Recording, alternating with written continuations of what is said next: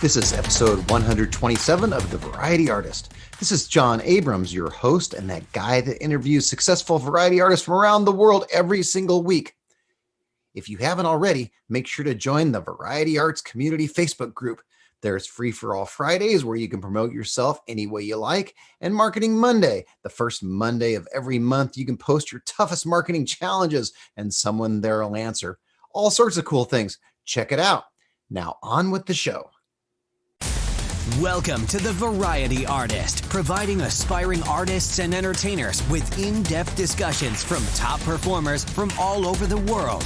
So get ready to book some gigs, make some money, and have some fun with your host, John Abrams. She's the founder of the women-led Hollywood underwater stunt team and revolutionary live-action entertainment company Sheroes Entertainment, LLC, and its subsidiary, Mermaid School. Along with her unicorn/Pegasus Milo, Virginia brings delight to every path she crosses. Variety artist, I give you Virginia Hankins. Hi, John. So glad to be on. And hello, everyone. This is going to be a blast. I've been looking so forward to this. Me too. I'm excited about having you on. I am so excited. And what a perfect podcast of Variety Artists. I can't wait to dig into some of this stuff today. It's going to be a blast. I have to start by complimenting you. When most other entertainers are trying to create original content by becoming magicians or jugglers or bubble artists, you've thought out of the box and created experiences that people have only fantasized about, right? Absolutely. That's actually kind of my mission in creative performance art, about living your daydream and then letting other people do that too. So not just being the thing, but also raising them up, letting them have the adventure and letting them be their own hero or shero of their life. Shero. Wait, let's talk about Shero. I know I didn't mention this before the show, but how did you come up with Sheroes instead of heroes? Oh, that's a good question. Actually, no one's ever asked me about that on a podcast, ironically enough. So Sheroes is a female hero. It was actually inspired by one of my favorite fantasy authors, Tamara Pierce. She's a very, very famous author, amazing books. Go check them out if you want to be inspired.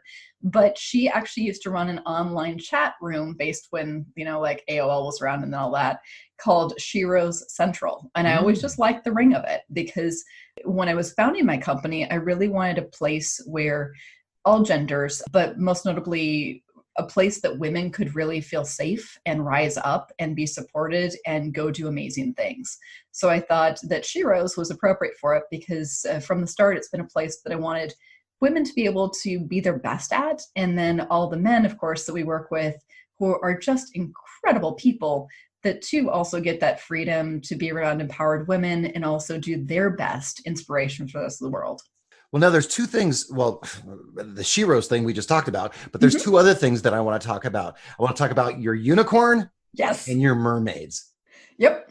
Very unique and very interesting. So let's start with your unicorn. You have a unicorn.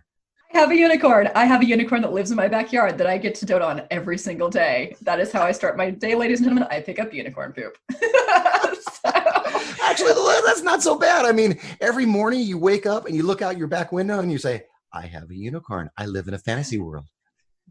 I do sometimes. And most of the time he's looking at me like, human, get down here. You know you're late. So I also have a very expressive unicorn that has a multi-personality. It's very good at English, ironically enough. So sometimes you wish he wasn't quite as smart as he really is. How did Milo come about? How did you end up getting him?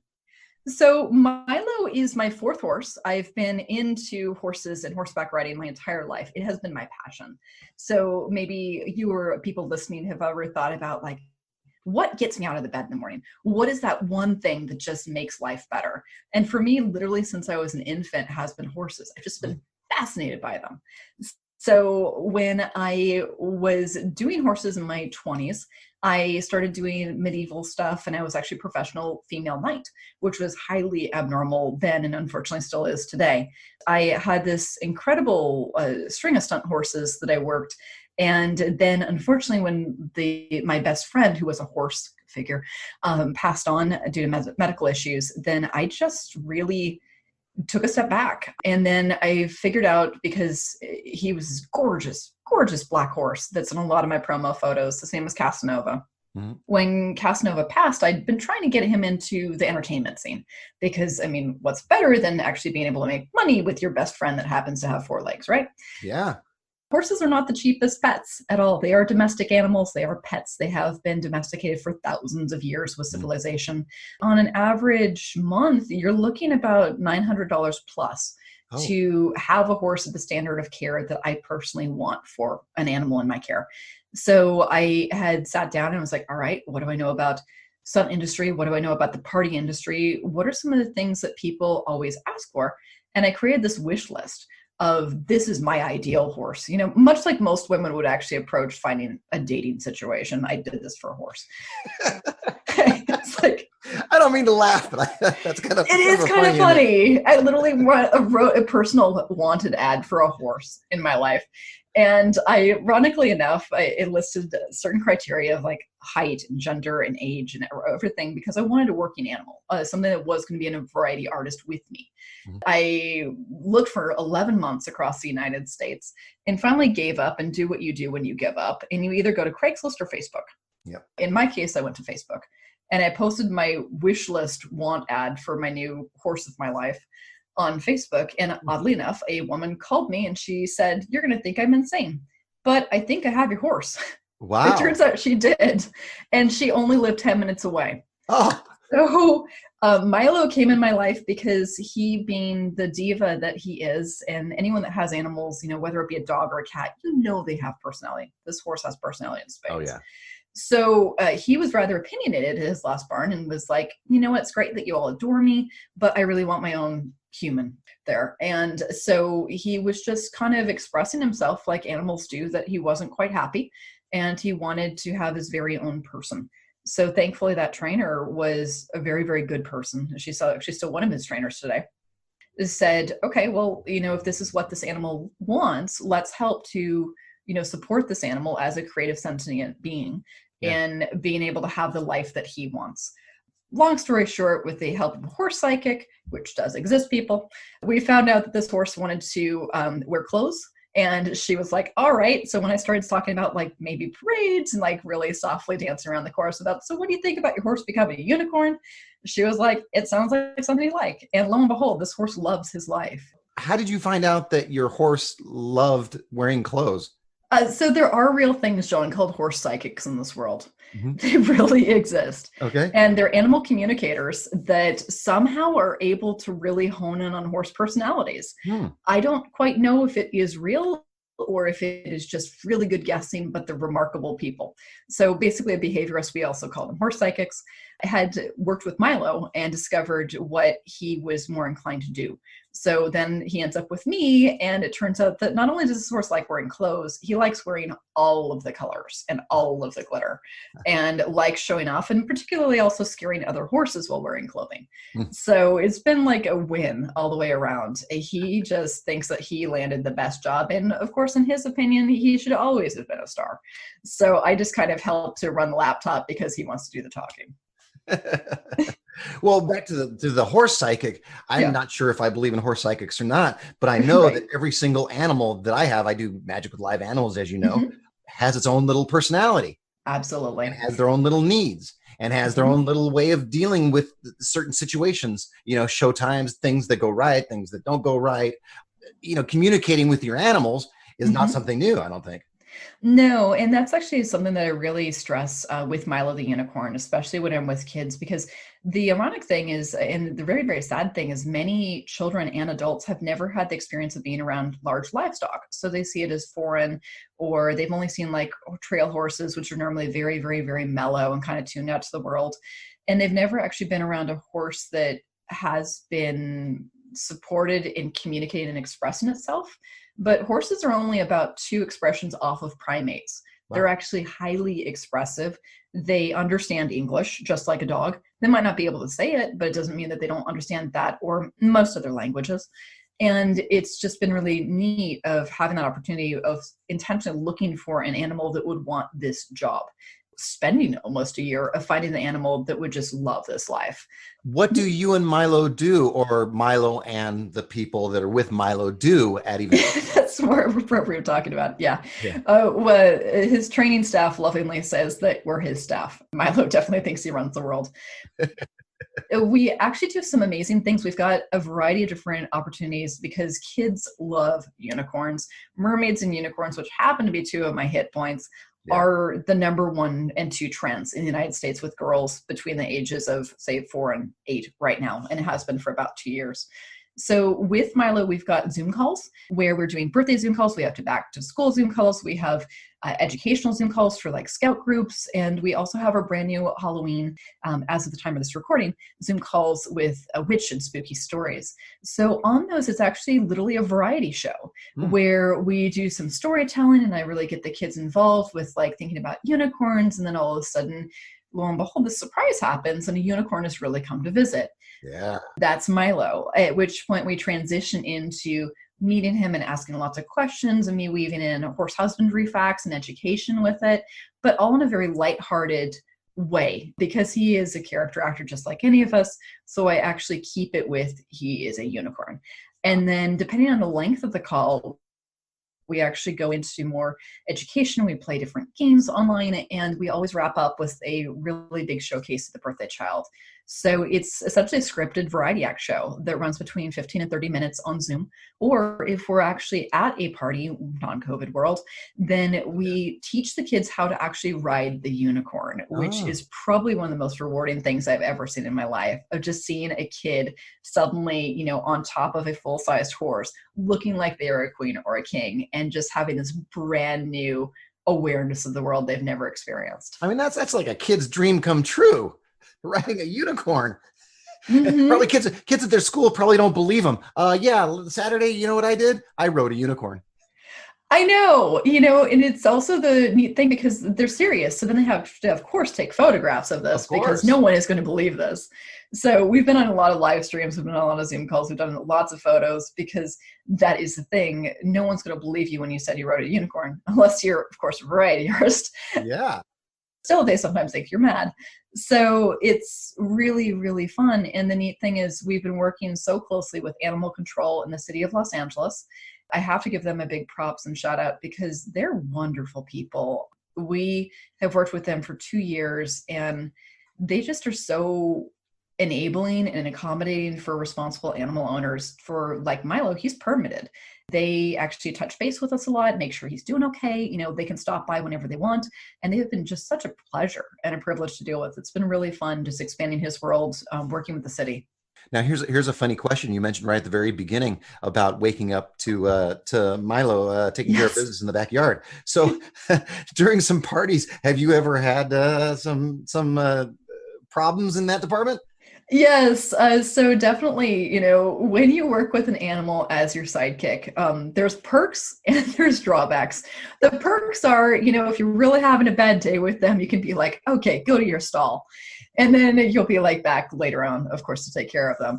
Unlike a human where it might be a little bit more intense. Also with animals, you know, Milo, actually, I'm looking down at my laptop right now as we're doing this call. There's dents in it because he's chewed on it. He's pooped in the middle of calls. He's tried to rip his horn and his costume off in the middle of calls because he was bored. He has slimed me. He's tried to eat my dress before. And so there's never a dull moment, except for it really makes you get on your improv game because suddenly something is happening and you've got to cover it.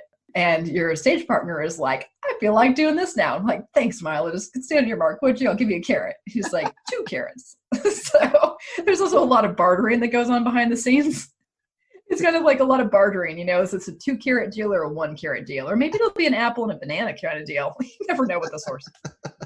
But at least when you're doing the Zoom call, they know it's live and not recorded because you wouldn't record him chewing off your dress.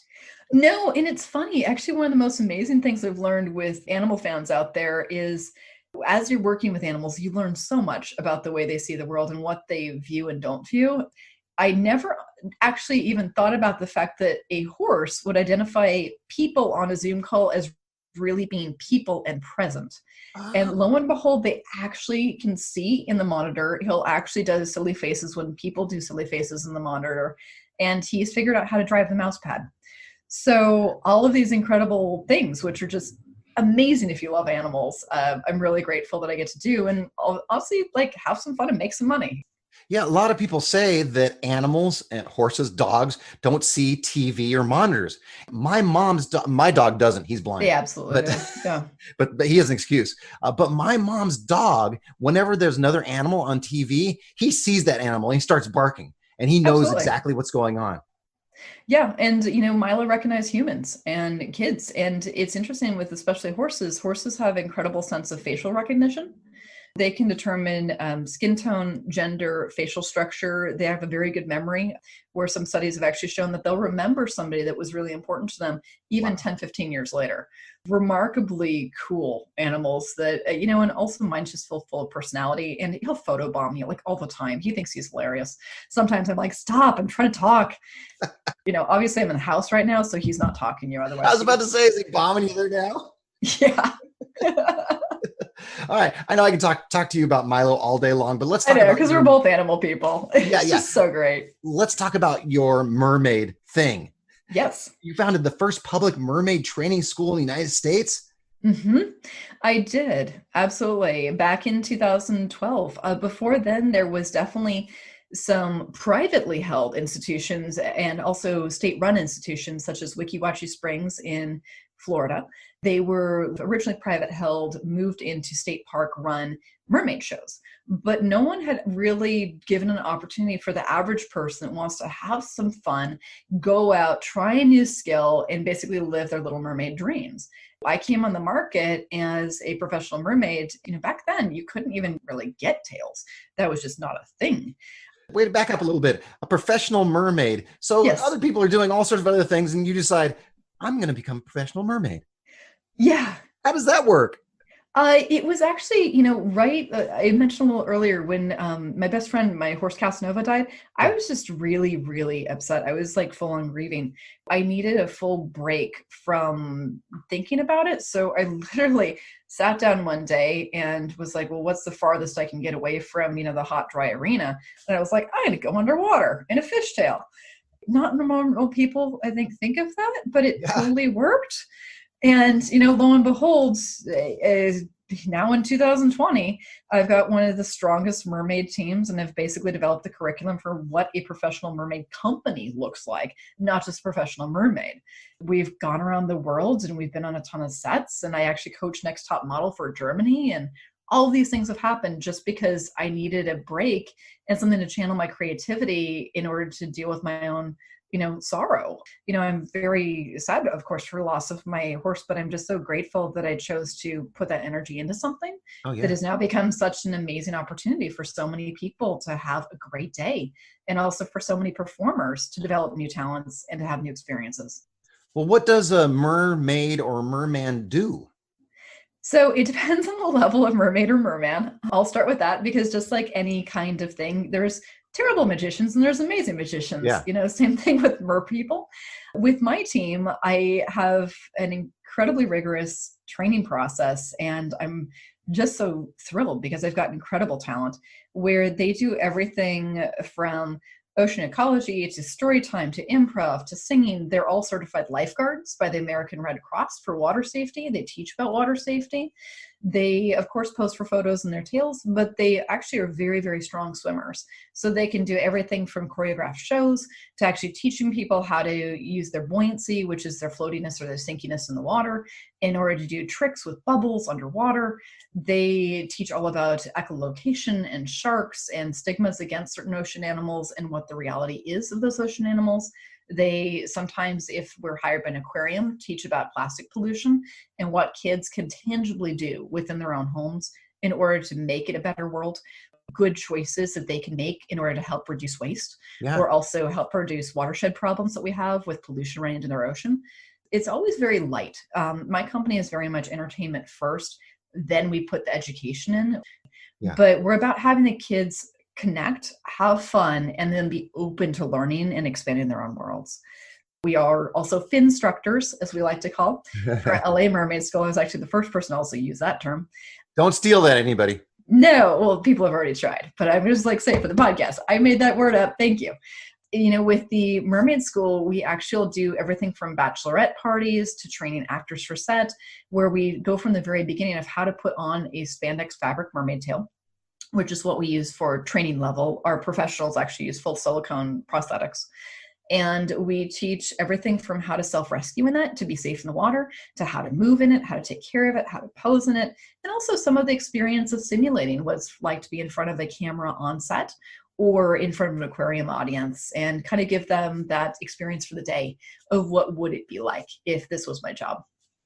That is so great. I can just picture some kid in their living room and mom or dad says, "Oh, we have something special for you." And here comes a unicorn, or here comes a mermaid. Yes, totally.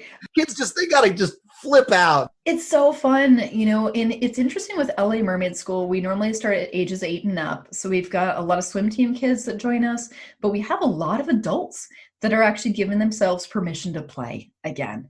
I actually just worked with a young lady out of Atlanta, Georgia, who was a delight. Her aunt had actually booked her with private lesson from LA Mermaid School here in Los Angeles with me. Wow. It was her dream, and it was really empowering, where the young lady has dyslexia. She has a very hard time reading, but she wants to do something where she can make a difference. Yeah. And her goal is eventually to become a professional mermaid. So helping to get her on her way with that was just amazing. Just supporting someone that's got a dream, that has charisma, that's not taking no for an answer, and looking for a way that she too can be larger than life and make a difference. Wow, what a neat story. Mm-hmm. Did you think about this when you first were a professional mermaid? Did you think about, well, I'm a professional mermaid now, and now after I create my own business, I'm going to be inspiring other people to become professional mermaids and follow their dreams also? I never really thought about that. I was just more focused on not drowning. Because, again, when I started, there weren't mass market mermaid tails. Yeah. Everything was very much of dreaming up how to do it yourself. So you were the guinea pig. Of course, from the very beginning, I had safety divers working with me. I hired diving coaches. I hired specialists in different industries of water to work with me to figure this thing out. Mm-hmm. And so I'd never just, was like, all right, I'm going to make this thing and jump in the water now. That's never been my philosophy. I actually am very aware of risk and very much on safety focus.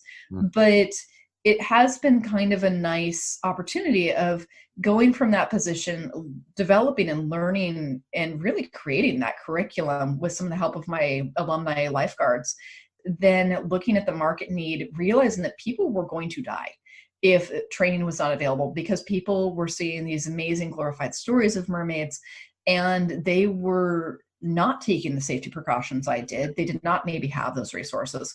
Someone was going to die. I think for me, it was more of stepping in for trying to help people to have an experience while protecting them. And then the fact that, if I've inspired somebody else to become a professional mermaid, that just makes me feel good, because hopefully they'll have an incredible journey with it too and get opportunities they've never had, but doing it safely.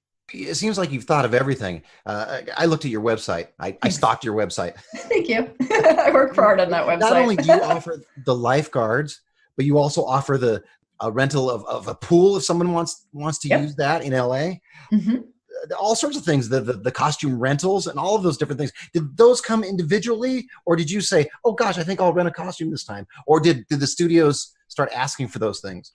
Yeah, that's a great question. So a lot of the philosophy behind how I approach business is not only like, what do I want to do? Because if you're going to run your own business, especially in California is not a small business friendly state. You have to love what you are doing and you have to enjoy it. Otherwise, there's so many things that get thrown at you to make it difficult. So true. Anyone that's not in California, please stay where you are. You don't want to be here. At the same time, it's also what I've really found to be successful in business is you have to listen to your clients. And most often your customer base, if you pay attention to what your customers are asking for, they will start asking for certain things. And it might start like a couple here, a couple there, but you'll start seeing patterns emerge if you pay attention to your intake forms. In my case, I was having a lot of photographers ask for tail rentals. What was really nice about a decision I made early on was I didn't want to be limited to talent that could afford to buy into the profession. I wanted to enable talent that was good, that wanted to be in the profession, regardless if they could afford it or not. So I, for the very first couple of years of my company, bought lots of mermaid tails and mermaid bras, and these are not cheap. I'm sure. These normally start around $3,000 and go up per thing. A bra will cost you about $495 just for a bra. It's insane. But by really growing my business and continuously putting my revenue back into buying these costumes, which then my company owns, it enabled me not only to field talent that was very, very good, that otherwise would not have had this opportunity to get into the genre, while also now having a tangible asset that I could rent under supervision to film sets and photographers to get another revenue stream. Yeah. And lastly, it also separates you from the competition. It does. Because the competition is not going to invest that kind of money in it. No, it's expensive to do what I've done. Very, very expensive. But at the same time, it's been really rewarding because it has gotten me things like Next Top Model, of working with Germany's Next Top Model. They wanted from start to finish, they were coming over from Europe. They did not have the resources here in order to go and get the tails as well as the trainers. And what I've really seen is, because I did develop most of the mermaid training curriculum for the United States, if not this continent, very early on, and I've grown these connections with underwater photographers, just having to troubleshoot away with years. I've really found with productions, if you can offer them start to finish as much things as possible so they don't have to think about it because they are already so overwhelmed, then I don't just get myself as an expert. I'll probably get myself and my assistant and a wardrobe mistress and an assistant trainer and probably a lifeguard on that. So that's all of a sudden 5 people that I care about that are talented that suddenly get jobs. And I think that's pretty awesome. That's very But it's awesome. also really nice and empowering because, especially being as a female, of being able to rely on yourself and know that you have all the tools necessary to do your things, that you're not dependent on anyone. It can be really, really empowering. And again, I'm saying as a female because I am a female, that's my own individual perspective. It's probably the same for most people. All right, let's talk about your promo shots. When I was on your website, I was just loving all of your photos. They all have similar feels to them. You have fairies and mermaids and unicorns, and everything's fantastical. Everything's a fantasy. Tell us about that. How did you start off with that? Sure. So a lot of times when I go down the creative exploration of developing a new brand or really thinking about my company, I really sit down and think about, what am I inspired by? And what brings me joy, or what is my daydream? What would a daydream look like of that fantasy? I happen to like the fantasy genre, which is why we've got, knights and pirates and unicorns and everything else. Oh my. But it starts with first thinking about, what does that feel like? What are my inspiration photos? And I really pulled actually a lot from Disneyland. So if you think about when you're walking through the tunnels of Disneyland, walking in, there's these old vintage movie posters, and each one has a very stylistic feel to it. I went down the genre when I was originally building some of my brands of really thinking about, what would this look like if it was a poster? What kind of font would work with it, or what kind of feel, or what kind of moodiness, what kind of grittiness, and what kind of colors, because color plays such an amazing role in not only branding, but also mood. You'll see it a lot in cinematography as well as photography. So building from the ground up on that, I really don't like mimicking others. I really take a lot of pride in developing my own creativity. So sometimes some of these characters will take me 9 months to come up with, because I really just kind of meditate and immerse myself, and I'm open to inspiration, but do not copy anything. With branding, especially like Milo the Unicorn's a great example. Milo has his own website, milotheunicorn.com, because he's that kind of horse. I really thought about, what was my target market? And my target market, I know full well, is going to be normally a 4 to 11-year-old girl. That is typically who is asking for this product. And I know that because I listen to my customers and I read their lead forms and I figure out what age that person is going to be asking for. So tracking those statistics as they come into my company. And then I start looking about, okay, well, what kind of trends are emerging in party and cutlery? What are people buying? How is this being shown? What does the unicorn merchandise look like? What kind of fonts feel approachable to them? And that's how you get something that looks like milotheunicorn.com. You do a lot of thinking about who is asking for it, what are they interested in, and then develop from the ground up what would be their fantasy. Milo has a couple costumes. He's got neon rainbow and he's got pastel. Very different types of kids. The pastel are more of like the girly girls or, the moms that really like that lightness in color. Yeah. Most of the kids really love our neon rainbow glitter. That is all of the colors. So very bright and bold and fun. But no matter what, I think with my company, I've always wanted to keep it very family friendly because I've always wanted it to be something that anyone could enjoy and feel happy and confident that this individual, whether it was myself or a member of my company, was in their home. What is okay to show to grandma? Right. It's actually really worked out too because I have a variety of artists that work for me and performers. Some of them have been very, very devout with their religions, and asking a girl to be a mermaid, that as an example could be very touchy with a very conservative family. I didn't think of that. Yeah, very much so. You're essentially sending a woman in a bra with her legs in a tail to some stranger's house. Granted, we do vet these people, at least as much as our secretaries can do. And we've got emergency protocols, and we normally send a lifeguard, which is their backup. But still, if you're a conservative family and all of a sudden your 22-year-old girl is going to work for a company that maybe you've never heard of, you're concerned about their safety. Yeah. So making sure that our branding also reflects the fact that this is family friendly and these are ladies or gentlemen, as the case may be. We do have mermen as well as knights and pirates that work for us that are incredible men. Making sure that all branding doesn't even attract the audience that might want a topless mermaid.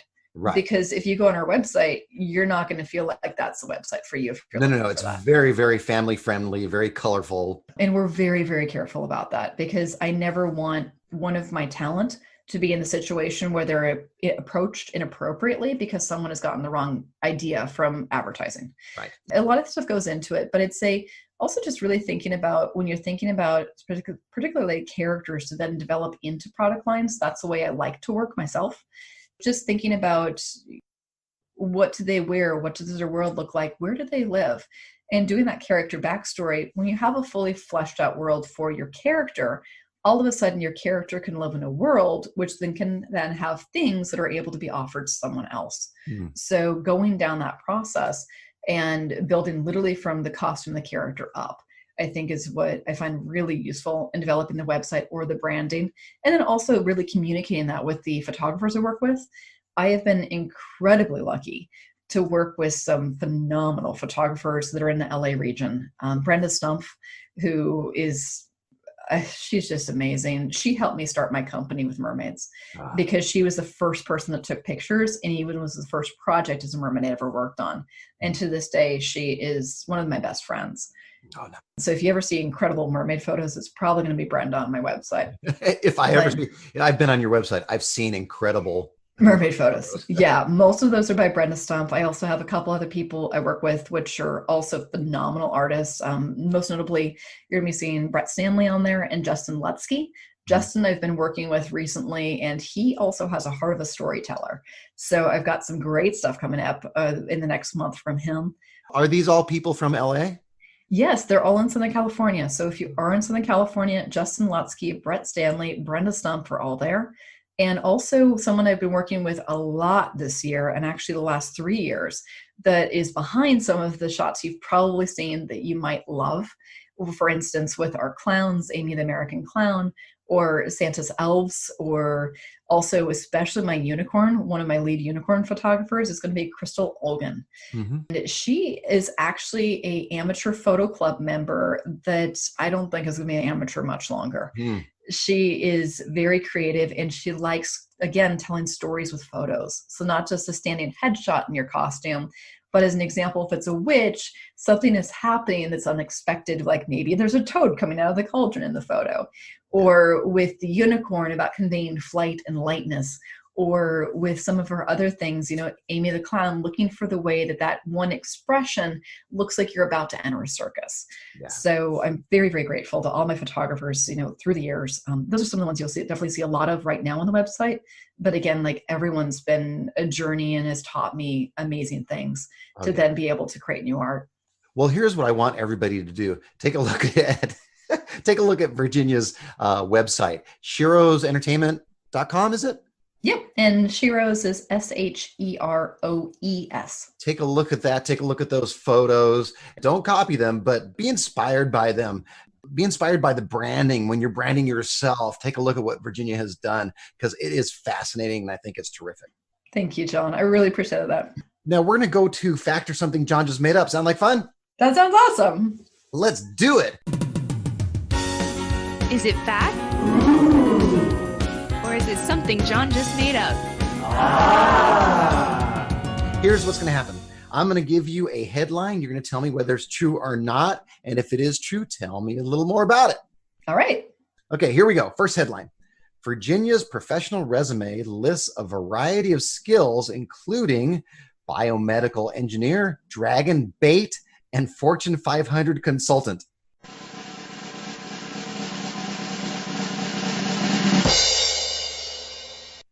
Yes, that is true. I am all of those things, and they really are on my resume. Okay, wait. Biomedical engineer. Is that something you went to school for? Yes, I went to the University of Southern California, and I did graduate as an engineering student with biomedical and mechanical engineering. That was actually what I went to school for. Very much realized by junior year, I did not want to continue to be in a basement the rest of my life. So much to the chagrin of my grandparents, did not decide to become an engineer, but I actually did go to school with it, and I do have the degrees in it. How about dragon bait? Yeah, so dragon bait was, that was fun. I have to say, that was a great project. What do you mean that was fun? I'm not sure dragon. Okay, tell me about dragon bait. Go. Yes. So okay, like you do when you're in Los Angeles, you might know a 20-foot dragon named Sparkles. And Sparkles the dragon might get her name because she's covered in glitter and was made by the Henson Company for a big production called Labyrinth of Jareth Masquerade Ball. Mm-hmm. As a joke, right around the time I was starting my company, was the producer over at Labyrinth of Jareth had met me in some kind of like casual setting. I was a professional knight at that time. I actually have real armor that was really custom made, historically accurate for me. Also, great photos and great costume. Yeah, it's gorgeous. That was by Mike Gould, and he is a phenomenally talented metal artist. So anyhow, I was kind of iconic on the internet of the redhead in this gorgeous armor. That is me. If you see that photo, that's probably me, because it's gone viral multiple times over. So anyhow, Sean, who's the producer, it was a casual conversation. I didn't understand that he was joking that, oh, you should come fight a dragon for me. And I'm like, okay, because I was between gigs and I was bored and that sounded like fun. And then it turned out that he was joking, but then he felt bad that he joked about it and I was serious about it. So then he wrote me in the show. So I ended up fighting the dragon the first year. And then the second year was the end of that little story arc, because I was going to be leading up the mermaid team. So I was on stage and I was fighting the dragon and I was not doing well against this 20-foot dragon. And thankfully for me, this 20-foot dragon is like filled with CO2 containers or something. So as you're sweating profusely in solid armor in the middle of stage floodlights, which is a miserable experience, the dragon literally like hit me with this huge CO2 blast and went down, and I got engulfed by the dragon. And then one of the prop people like tossed out a red wig, so it looked like I got eaten. It was freaking hilarious. That's great. It was so good. But yeah, Sparkles the dragon has a very special place in my heart. Do you have that on video somewhere? You getting eaten by a dragon? Oh, I bet that Labyrinth of Jareth does. I don't personally have a copy of that, but it was definitely an awesome moment in my stage career. It was just one of those things that was such a good memory. All right, next headline. Virginia has 2 Olympic medals sitting on the mantle in her living room.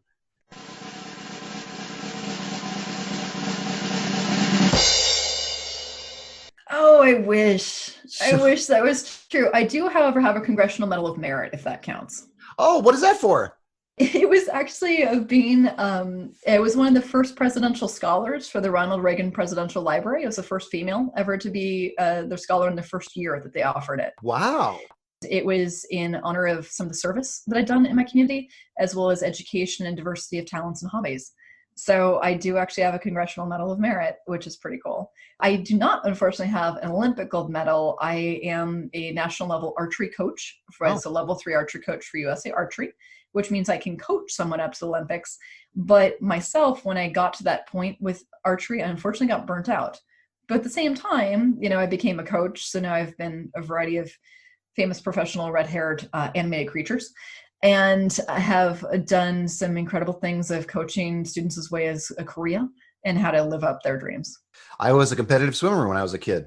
It's so good for you. Nationally ranked competitive swimmer. I think that actually athletes and hardcore performance artists have a lot in common, because both types of pursuits, you have to be so focused on your goals, and you have to have some rigidity in the way you're thinking about it, and you have to have tenacity.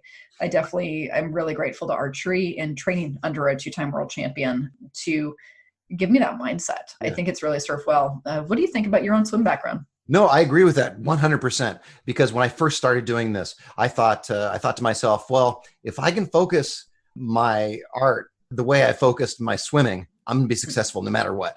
Exactly. Because you're focused, you keep going, you figure out the best way to do things, and you're disciplined about it. And I think that's critical. It's like discipline. Anyone can have a creative idea, but tenacity and self-discipline is what's going to take you from that idea to actually being in front of the mirror, being in front of the camera, doing it over and over and over until you get really good. It's mastery of a skill. That's exactly true. All right. Third and last headline. Are you ready? Yeah. Here we go.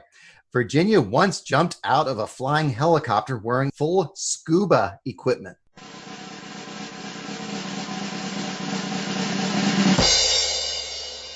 Yes, I've actually done that several times. What, have you? I have. Yeah, it's something that most people never actually will ever do in their lives. I am a volunteer member of the Ventura County Sheriff's underwater scuba search and rescue team. Oh. And as part of our training, we have to be able to deploy into unusual locations. Everything from rappelling down cliffside in full scuba gear to literally jumping out of a flying helicopter into a lake. It's wonderful when you're working with a bunch of guys, which is most of the team, with the exception of one other phenomenally talented individual female, because they're very honest about what happens if you mess that up. They're like, hey, just so you know, you better get the leg placement right. Otherwise, this one guy, he broke his pelvis. And you're like, just a little thing. You just tell me that. But, you have to know that so you're aware and you're safe. Man, we had to train off this diving board, a high diving board at the local high school, and just constantly go up, and you're dragging all this stuff, and it's heavy tanks up the diving board. And then you're at the edge of the diving board, and you're listening to this voice in your head saying, if you mess up, you're going to break your pelvis. Great. Why am I doing this? And then you throw yourself off the diving board repeatedly. And then eventually the day of, I love helicopters. I would love to eventually become a helicopter pilot. I think they're phenomenally cool things. You probably will. I probably will, actually. I think I actually probably will do that. Because it's just, when you find a love of something, you're like, I want to do all the things. Yeah. Why not? That's what a variety artist is, right? We get to do all the things. We're not just one thing. So we're up in the helicopter, and you're with the crew who are all professional sheriff/fire personnel, and you've rehearsed it a million times. Meanwhile, you have to be really, really careful jumping out of a helicopter. Go figure. Okay, everyone's going to be like, no, duh, Virginia. But you actually have to time it, because you have to basically be timing not only your own jump, but also the jump of the person on the other side of the helicopter, because as you jump, the force of your body and your equipment launching out of that thing can disrupt the flight of the helicopter. Ah, okay. So it's this entire thing, but it's really funny because your head does so many things. I think anyone listening to this podcast has probably had that feeling of, oh my gosh, yeah, and you're mentally freaking out, telling yourself not to panic, because panic will kill you. In most of the things that I do. How high are you? I was probably, say, 30 feet, so not like a skyscraper, but enough to be good. Definitely you were up in the air. Distance. Yeah, right. And, all of the things, because when you're in search and rescue, you carry basically equivalent of a camel on your back, because we have everything from extra lights to extra knives to extra reels to submersible deploy buoy things and everything. But yeah, so you're literally jumping out of this thing as the person who's driving the helicopter, flying the helicopter, is a total veteran, seasoned, salty pro. And they're like, don't mess up my helicopter. And you're like, nope, no, sir. No, sir, you don't want to break your pelvis. I don't want to break my pelvis. I don't want to disrupt the helicopter and make this thing crash and burn right in the middle of the lake. But it was probably one of the most amazing things of my life, because I'm just so grateful for the men on that team. The men on the team are just incredible individuals that stand behind you and help you get through anything, even if it means like button up buttercup, and then you like go through this and you're like, holy cow, I just literally jumped out of a helicopter into a lake of all things. Well, something like that. It's like getting your black belt in karate. It's something nobody can ever take away from you. You always have that.